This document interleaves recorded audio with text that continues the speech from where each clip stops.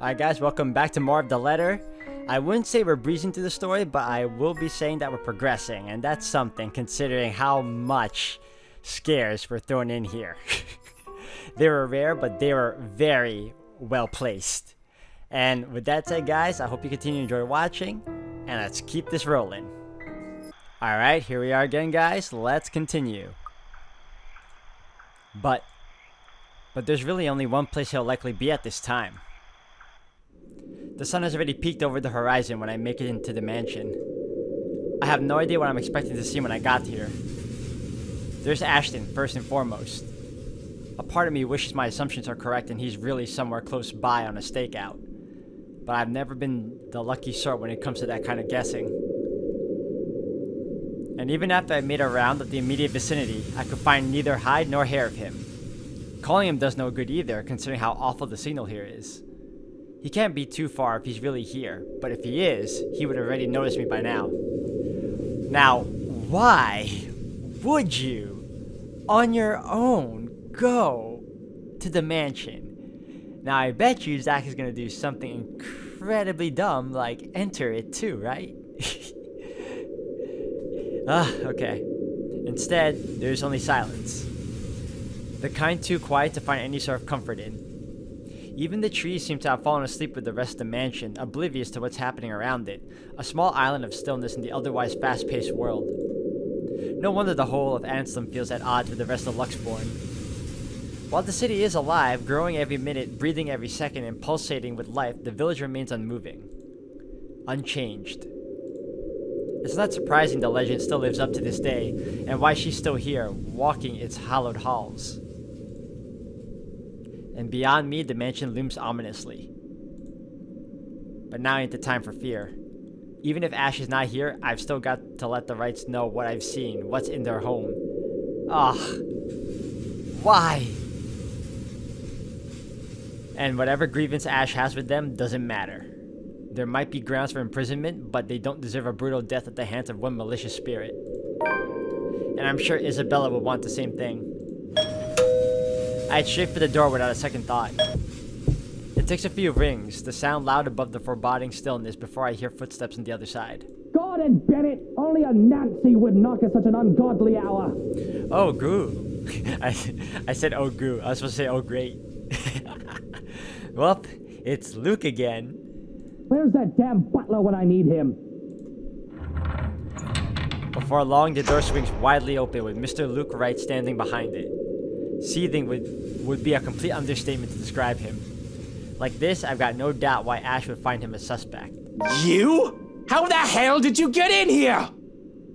What in seven hells do you want? It's bloody 6 in the morning! Listen, sir, I know this is not a good time. Oh, it's not a good time. Did you even check the clock before coming here? I bet you didn't. Unlike you, the ones living in this house need to sleep. Come back when people are actually awake, or I'll call security on you. Before I can get a word in, he slams the door to my face and bolts it shut with much finality. Wait, sir, you gotta hear me out. You're both in danger if you stay in there. Have you seen the news lately? Everything's not a coincidence. Probably not the best thing to be yelling out at him at around 6 in the morning too. I get what you're trying to do, but at this point, you're just coming off as bothersome, which is pretty much what you're doing right now. I get it. Only silence answers me. Maybe if it was Miss Wright. Oh, who am I kidding? There are limits to how far a person will believe in you. Then again, I didn't believe Isabella when she warned us. And now I'm here, desperately trying to save people even if I'm aware it's completely out of my own capacity to do so. Is this what they call karma? If so, this is one horrible way of turning things around. Taking people's lives, playing with people's fears, making them feel useless. You're around, ain't you? You here? Inside this house? Listening, watching, or whatever it is that you spirits do? What did they do to you? I can help you, you know? If it'll let you move on, I'll gladly do so. I'm pretty certain it's not a smart thing to even try to communicate with it. Just, you know, you're just inviting more terror or more problems into your life by doing that, but hey, you're a brave man, Zach. You don't have to kill anyone. Nothing. I don't even know who I'm talking to or if the same person is supposed to be doing that. The only thing I got after is feeling of foolishness washing over me. Or perhaps this is just me losing my mind. Out of other options and any other ideas, I let my hand slide off the door's surface and fall listlessly to my sides. I can go back to Luxborn. Try to find the others. Try to get out of this mess with them. Or let them know how much in deep we all are. Both sound good. Either way, my loitering here ain't helping at all. I let the quietness calm me for a few more minutes before standing up and heading out to fetch my bike. It's quite a distance to Luxborn, but if I hurry, I'll reach it and maybe... The rustling stops as soon as I turn around and strain my ears for any other movement around me. Yo, Ash, you there? No answer. If he is here, and I've just missed him earlier. Already my feet are moving in search of him for the second time. It won't hurt to double check. Oh man, you obviously don't know much about horror stories, do you, guy? That probably isn't him either. Triple check even. But how big the property is, he can be anywhere. If things ain't so urgent, if they ain't so dire that lives are at stake, I'd probably just have waited for him to show up again. But damn it! He needs to realize what exactly it is he's dealing with. That is not just a petty criminal he can simply throw in jail. That it is something beyond the authority his police badge could ever give him. The guy needs to stop playing the big damn hero, sit down and chill. My breathing comes in short, shallow rasps by the time I make it back to where I started. Still no sign of him, and I'm beginning to think I'm just wasting my time here. Yes, sir. Get out now. Ah, the little girl singing again. Or is it the little girl? Or is it the spirit? It's the spirit, but maybe using the little girl again? But that is when I hear it. I recognize the melody in a heartbeat. Mom's favorite song. I listen for a while, trying to gauge where exactly from the house it's coming from. My feet start moving before I can stop them. And there, as I circle the corner, from a room in the first floor, a single window is open, but I can't make out whoever's inside. However, I'm sure the singing comes from there. Still, why I'll hear an ode tune here of all places, I won't know. It's not an obscure song by all means, but it is pretty rare to find someone who knows this. And for some reason, Death seems to follow this song around. Panic lodges itself at the base of my throat at once.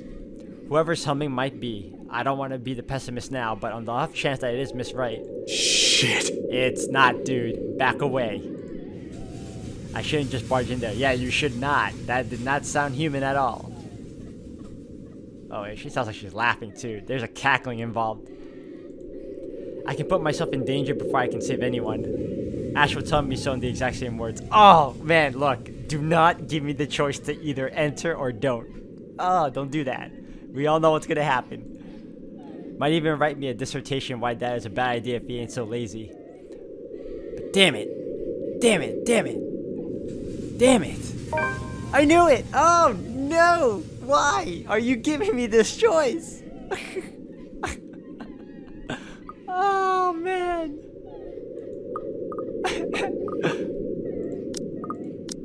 Oh, this is the second time I guessed right. I had a feeling. Alright. Time to use the one thing I never use a lot. My noggin. Okay, guys. There's a very high possibility if I decide to go with enter through the window, I'm gonna find something I don't want to find. And I was correct in doing so. And probably we may end up losing Zach. On the other hand, I did promise, or should I say, Zach promised Ash if something were to happen that I would go looking for him. And I'm gonna be smart about this, guys, because this is a horror game, and I try my hardest not to do dumb things. Alright, well, with that said, guys, I'm gonna look for Ash. Forget that window. In the end, the rational part of my brain wins out, the half that has spent too much time around Ash. So, before I continue, guys, I also neglected to point out that there's always that possibility that Hana might be in trouble, but I don't want to take the chance either, because I know that she's just, this thing is trying to lead me in there. I know, and I'm just gonna have to bite the bullet and take my chances. Get out. In the end, the rational part of my brain wins out. The half that has spent too much time around Ash. It's right though, the reasonable part. If I do force my way in and find something unpleasant, how am I gonna fight back? With my camera? That's also true. I don't know if you can fight with the camera. This could be Fatal Frame type of gameplay too. I don't know. But why take that chance either? No matter where you look at it, that's simply asking for a painful death. Exactly. I have a better chance if I find Ash. What is he snooping about? Perhaps I should try the forest. Make a round farther into the gardens. Not a sound plan, but it's better than nothing. The woman's soft sobs have subsided now by some means. Aha! Thought you could hook me, did you, woman? Ah. Almost inaudible to the point where I'm wondering if I truly heard what I heard. Yes, you did. Yes, you did. I didn't get to dwell much on it though, because right in that moment my phone rings. The sharp notes cutting piercing through the thick quietude. I clamp a hand over, pressing the button before the speakers are close to my ear. Oh, now you call, dude. Are you? Oh, no. I only caught the tail end of the person's greeting on the other side, but I know the voice well enough. What was that, Ash? Could you repeat that? Signal shitty here. I asked, where are you? Whew. Hell, Zach, I've been calling your number for a good 20 minutes now. I've been calling you for a good forever now, too, bro. What kind of shithole did you get into? Good morning to you, too. I should be asking you that question. I've been looking all over the mansion for you. I thought you'd be... What mansion? Do I really need to answer that? Why are you even... No, wait. Just get your ass here at Isabella's place, and hurry. I shift my gaze into the mansion, specifically at the window I heard the cries from. There's nothing of it now, not even echoes. How urgent is this? Pressing enough for you to stop asking questions and get yourself here. Please, Zach. That gives me a pause. It's a rare thing for him to take on that tone. Last I heard him speak like that, a friend ended up fighting for her life in the hospital. Now she's still in a coma. I'll be there in a few. An hour or two, tops. Thanks. I'll see you. I rush back to my bike as soon as the call ends. Without another look, I leave the mansion along with its haunting melodies and grim echoes behind. There are more important things than my own curiosity and impulses.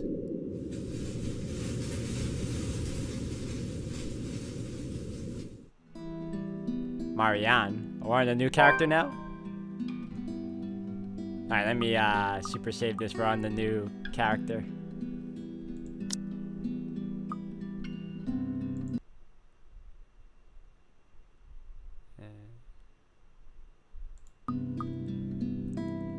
The numbers are so little on top of my screen and they glare at me with such intensity that I can just hear their accusations. I like that anime poster she got, anime portrait painting. I'm late for a night out with the girls, yes, but I have a perfectly good excuse. Jeez. Considering I didn't follow typical office hours, they really can't expect me to be able to just go as I please at 5:30 on the dot. The client is first and foremost my priority. I have to sit tight when my personal assistant Chris tells me we have a big one coming up and that I shouldn't miss this one. He knows a lot more on the who's who and the what's what when it comes to these socialites, and I trust that judgment call. I really don't have time for rich people, their drama, and their politics. These sort who were born with silver spoons in their mouths and who were used to wagging their silver tongues about. I let them handle the negotiating with them for the most part. Why else would I have hired him? But he told me I'd receive a message about an hour ago. Now, if only he has the full shilling when it comes to the time. Come on, I have a social life too, you know, to an extent. Sort of. Pressing my head against the table, I try to stave off an oncoming headache when the notification for a new email pops up. All I'm expecting is a, hey, this looks like a good project I found. Go send them a design or something like that. That's how it often goes. Even with these rich, jammy clients who's heard of me from their equally rich, jammy friends, I can't expect them to hire me right off the bat. Which is all well and good and reasonable. We figure out what they want, send them my portfolio, my drafts for their projects, my rates, and hope for the best.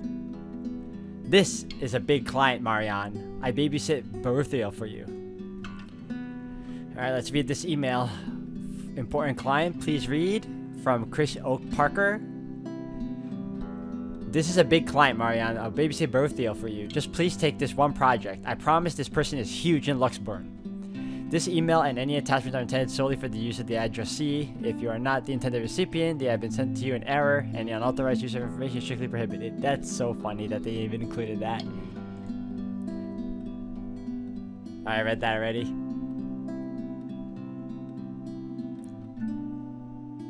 Mr. Parker, this is a formal request to secure the services of Marianne McCullough, hereinafter called the designer. As authorized by Hannah Wright, hereinafter called the client, for interior design work at the Ermengarde Mansion, Luxbourne, LX18, ORF, United Kingdom. The client hopes to have the designer there on 21st of October, Friday, with the time pending. But as I open the mail and see that I have been requested by the client specifically, well, I certainly didn't expect that, and it's pretty straightforward too. Anyone else would probably be excited. They would be working with the Hannah Wright. She's just one of those rich socialites that everybody loves to talk about, no matter how hard I try to tune such nonsense out. Okay, so with Marianne's story, we're backtracking a little bit more again, just like with the other previous characters, to see how they first met and what I'm assuming how Marianne thinks and sees these new characters, like Hannah in particular. I say new, but from our perspective, we know them already. From hers, we're again going back a little bit into the past, so moving forward, it would have been enough for me to reply an affirmative to Chris and leave, but he has never pleaded for me to take the project before. We've worked with big personalities in the past, celebrities, bankers, and even a few politicians. My PA had been indifferent about those. So the question bounced about my skull before I spy one of the email attachments. Wright Enterprise donates 2.5 million to Refugee UK. I almost misread that. A newspaper clipping from the Luxbourne Daily's business news section boasting the headline. It certainly caused quite a stir back then. At the grand opening of a new Wright Hotel last Wednesday, our local billionaire couple, Luke and Hannah Wright, announced a donation of 2.5 million to help Luxbourne Refugee keep their services open. Refuge. I can't believe I keep saying refugee. Unexpected but certainly welcome, this follows only a month after the couple's previous donation of the same amount to Save the Children UK. One of the largest donations, this amount will help keep the safe house in Luxbourne open for several years. With this money, Refuge can keep helping women, children, and victims of domestic violence. There are rumors as well as the charity talking with the couple and looking into building a local center equivalent to their Gaia and Athena locations. These rumors have come to us due to one of the Enterprise's employees mentioning a project AILS. Oh, they're using Greek terminology. Apparently they had invited businessmen and socialites everywhere in the guise of it being some big business announcement. 2.5 mil and an expensive looking party to boot. These people sure know how to throw their money around. Well, a majority of it has been put to charity, so that's pretty good. Not that I should be so callous. They're going to do a lot of good and help the community of people with all those pounds. I, of all people, shouldn't criticize such acts whether they were for show or not. At the very least, I know they'll be able to pay my rates. With the headline out of the way, however, I found myself staring at the picture that came along with the clipping. Because, wow. Here I am expecting a sour old woman in a blazer and skirt, but the woman that was plastered on the front page looked like she belongs on the front page of the entertainment section, or even, if I am to be crass, as the pin-up for a glamour. Okay, I'll be real here, a men's magazine. She sure knows how to rock that dress. Wait, her hair, her eyes, her lips, she can't be her. And at the same time, she is her, only several years older. She looks just like... No, come on, Mac. That world is full of pretty blondes. It's just a coincidence. With a shake of my head, I snap out of it and reach out for my phone when it buzzes, nearly falling off my chair in the process. Who else would be on the other line but the very people waiting for me? Oh, piss. I'm so sorry, Cam. I'm on my way. That's what I say. Yet I still don't move from my chair, face flushed and heart racing. I can only stare until I can will myself to reply that yes, I'm accepting the assignment. And it takes even more time for me to just close the image, shut down the computer, and leave. Even then, it has already burned its image into my head no matter how much I wish it would just disappear. Now, based on what she just said here, I'm assuming that the portrait here is of Makala and Hannah. I could be wrong. Again, a basic assumption. It makes me eager for the alcohol and the company. It makes me eager for anything that can help me forget. It's a good thing that the nearest pub is just a hop, skip, and a jump from here. The Galway Shawl, as it is called by those who frequented this place, is the only decent Irish pub in this county. I was gonna say country. You can pretty much tell that someone is new if they call it by its official name, the Crawl.